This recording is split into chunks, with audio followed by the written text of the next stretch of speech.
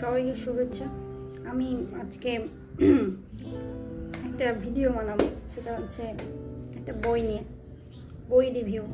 আবার বই রিভিউ না, ওয়ান কাইন্ড অফ নিজের ভাবনা শেয়ার করা, এটা রিভিউ বলা চলে না। তো আবার রিভিউ মানে অনেক সময় যে ক্রিটিকের ভূমিকায় যারা রিভিউ করে, আমি ওরকম রিভিউয়ার না। আমি জাস্ট আমার পাঠ প্রতিক্রিয়া জানাচ্ছি। তো মুরাদ কিবরিয়া নামক যে লেখক আছেন, বর্তমান সময় পিপুল নামডাক আছে তার, কিছুটা জনপ্রিয়। নিনাদ বইটা তার অনেক ভালো প্রশংসা পেয়েছিল। আমার ধারণা ছিল এই বইটা আসলে অসাধারণ হবে, কারণ যেহেতু এত জনপ্রিয়, তো এক্সপেকটেশন অনেক বেশি ছিল, যার কারণে আমি ভেবেছিলাম যে অসাধারণ কিছু করতে যাচ্ছি। তো নিনাদ বইটা এই সেই নিনাদ বই, এটা হচ্ছে প্রথম এডিশনের না, এটা সেকেন্ড এডিশনের, আদর্শ থেকে বের হয়। আগে মনে হয় আরেকটা প্রকাশনী থেকে বের হয়েছে। তো যাই হোক, তো নিনাদ বইটা যখন শুরু করলাম, শুরুটা আসলেই দুর্দান্ত ছিল। আমার আসলেই তখন মনে হচ্ছিল যে ডেফিনেটলি মানুষের প্রশংসাটা জাস্টিফাইড। তো শুরুটা কি, একটা মাদ্রাসার ছাত্র রশিদ নাম, তো সে তার জীবনটা শুরু করে। শুরুর যে বর্ণনা যদি দেখি, হ্যাঁ, তার মা বাবা হ্যাপি ফ্যামিলি, সবাই তাকে ফুফা ডাকতো। তো ভাগ্যের নির্মম পরিহাসে তার মা মারা যায় একটা অ্যাক্সিডেন্টে। দেন তার বাবা আরেকটা বিয়ে করে, তার লাইফটা এলোমেলো হতে থাকে। এরপর সে কোনো বিয়েতে সৎ মা, তার লাইফ এরকম, তাকে সবাই কুফা বলে। তো ঘটনার প্রেক্ষাপটে বাবার কাছে সে অনাদর অবহেলা পেতে থাকে, মায়ের কাছে, সৎ মায়ের কাছে তো পাই, এটা এক্সপেক্টেড, এটা হয়। কিন্তু সৎ মা মানেই যে খারাপ এটাও না, বাট বেশিরভাগ ক্ষেত্রে এটাই হয়। সৎ মা সৎ ছেলে কখনোই বেটার হয় না, দেখা যায় স্টিরিওটাইপ, ওরকম প্রথাগত একটা ধারণায় গিয়েছে। তারপর তার যখন সেকেন্ড মায়ের বাচ্চা হবে, তখন তার বাবাকে সে হত্যা করে, ঘটনার প্রেক্ষিতেই করে, এবং কাকতালীয়ভাবে সে এভাবে প্রতিটা চ্যাপ্টারে একটা করে খুন করে। সে একটা দুই চার যতটা পারে, শুরুটা একটা দিয়ে হয়। তো ভেরি ইন্টারেস্টিং, কিন্তু ওটা বর্ণনাগুলো সুন্দর ছিল, অ্যাকচুয়ালি এটা বিলিভেবল লাগছিল যে হ্যাঁ, বাবার অনাদর অবহেলা পেয়েছে। তারপরে সে খালার বাড়িতে স্থান হয়, ওখানেই সে থাকে, ওখানে সে আদর যত্ন পায়ও। এইভাবে মানে আরেক স্টুডেন্ট একটা তাকে নিয়ে খিল্লি করেছে বা শাস্তি করেছে, বুলি করেছে, তাকে সে মেরে দেয়, যদি মেরে ফেলে না, বাট ভালো ইনজিউর্ড করে, এরকম গল্প আর কি। তারপরে আস্তে আস্তে এগুলো তো বিলিভেবল ছিল যে হ্যাঁ ঠিক আছে, আসলে এই বর্ণনাগুলো তখন ভালো লাগছিল করতে।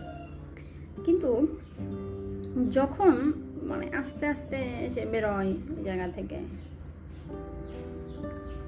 তারপরে এগুলো একটু ড্রামাটিক অ্যান্ড আনবিলিভেবল হয়ে যাচ্ছিল, অযৌক্তিক আর কি।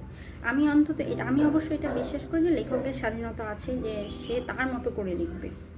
হ্যাঁ, মানে আমি বলবো না যে এমন হলে পারতো, অমন হলে পারতো, তাহলে তো আমি লেখকের স্বাধীনতায় হস্তক্ষেপ করলাম। কিন্তু এটাও তো ঠিক যে মানে যৌক্তিক কিছু তো ঘটাতে হবে, অযৌক্তিক হলে তো বিপদ।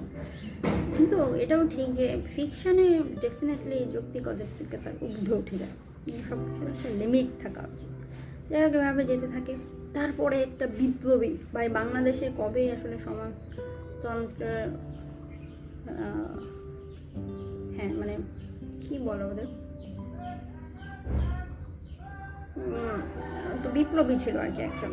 তো জেলে যায়, বিপ্লবীর সাথে পরিচয় হয়, এই ঘটনা, এখান থেকে যায়। বিপ্লবী মেয়ে, ডাক্তার বিপ্লবী, তার ফ্যামিলি, ওদের স্ট্যাটাসের মেলে না, প্রেম হয়ে যায় তাদের মধ্যে, ইন্টারেস্টিং। আর এবং এই যে বিপ্লবী কোন প্রেক্ষিতে, কোন সময়কালে, এটা লেখক খুব এড়িয়ে গিয়েছে। হ্যাঁ, এটা একটা। তারপর এরপরে তো ভাই মানে ড্রামা, সে আফগানিস্তান চলে যায় জিহাদিদের সাথে, ঘটনার প্রেক্ষিতেই যায়। কিন্তু এই যে ইন্টারন্যাশনাল লেভেলে প্রবেশ করা, এবং তারপর থেকে ফ্লোটা হারিয়ে যায় অ্যাকচুয়ালি। শুরুটা যেরকম হয়েছিল সেরকম আর থাকে না। গল্পটা অ্যাভারেজের থেকেও আমি মনে করি আমার কাছে অন্তত নিম্নমানের হয়ে যায় এবং খুবই বোরিং হয়ে যায় শেষের দিকে। মনে হয় যে কখন শেষ হবে।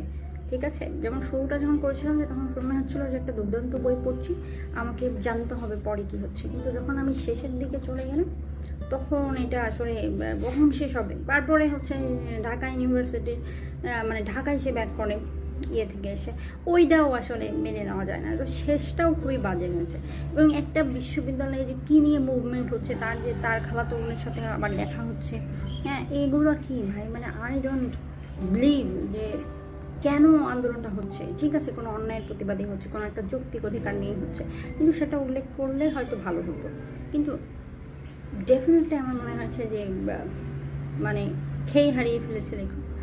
তো এটা এত বেশি প্রশংসা পাচ্ছে কেন, মানে আমি এটা বুঝতে পারছি না। শুরুর জন্য নাকি শেষের জন্য? পড়তেও তো আরাম লাগেনি শেষের দিকে। লেখকের লেখনে আমি বলবো শুরুর দিকেই ভালো ছিল, শেষের দিকে সে ভালোভাবে লিখতেও পারেনি আমার যেটা মনে হয়েছে। সো এই ছিল মুরাদ কিবরিয়ার নিনাদ বই। আর এখন আমি তারপরও বলছি যে হ্যাঁ, সব ধরনের বই পড়া উচিত মানুষের। পড়লে এই যে আমি একটা বই পড়লাম, এটা নিয়ে আমি আমার ভাবনা শেয়ার করতে পারছি এবং আমার মনে হচ্ছে যে কেমন, হ্যাঁ এইগুলোই আর কি। তো সবার আসলে বই নির্বাচনে সতর্ক হওয়া উচিত। প্রশংসা দেখেই বই কেনা উচিত না। আর কিনলেও ঠকবার কোনো ইয়ে নেই, কারণ আমরা এইভাবেই যখন বই পড়তে যাব তখন আমরা বুঝতে পারবো কোনটা ভালো কোনটা খারাপ। আমরা যদি কেবল ভালো বই পড়ি দেন আমরা আসলে খারাপ বই কেমন হয়, খারাপ এটাকে বলা যায় না, চেষ্টাটা ভালো। তার আরও দুটো বই আমার কাছে আছে, ওগুলো পড়বো। তো এই হচ্ছে ঘটনা। আপাতত বই রিভিউ বলা যায় বা পাঠ প্রতিক্রিয়া এখানেই শেষ। সবাইকে শুভেচ্ছা নেয় শেষের দিকে মানুষ শুভেচ্ছা জানাই না, সবাইকে বিদায়। ওকে, কথা হবে অন্য কোনো দিন অন্য কোনো বই নিয়ে। আমার সাথে এখন আছে আলো, মাই special child cousin. Tata, bye bye.